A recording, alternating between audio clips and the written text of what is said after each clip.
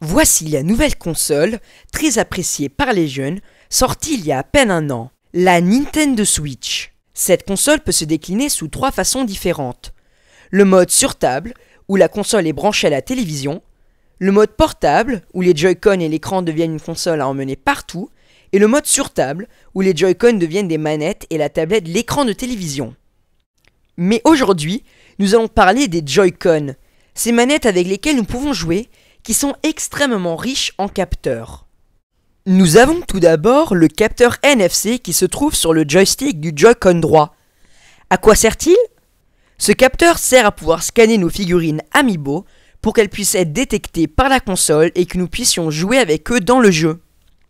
Qu'est-ce qu'une figurine Amiibo ?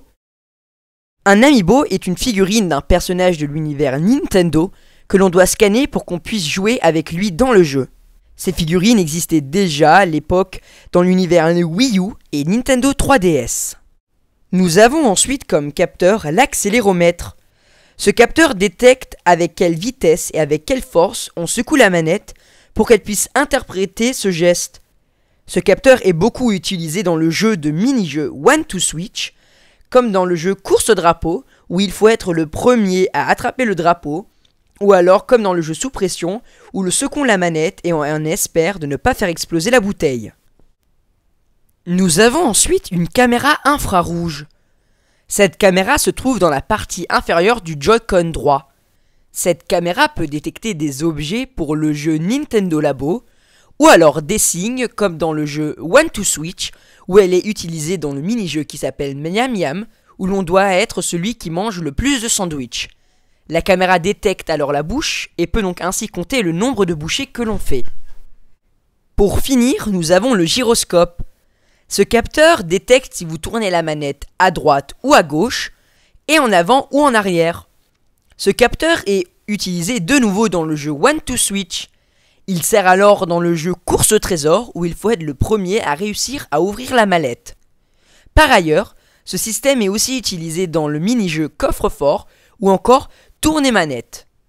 Mais ce capteur est aussi utilisé dans le jeu de course le plus déjanté et le plus célèbre de Nintendo, Mario Kart 8 Deluxe.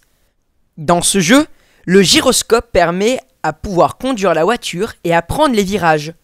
Cela marche aussi sur le mode portable et le mode sur table. Vous voyez actuellement à l'écran la pieuvre des Joy-Con. Cette pieuvre a 2 fonctions principales et 7 fonctions contraintes.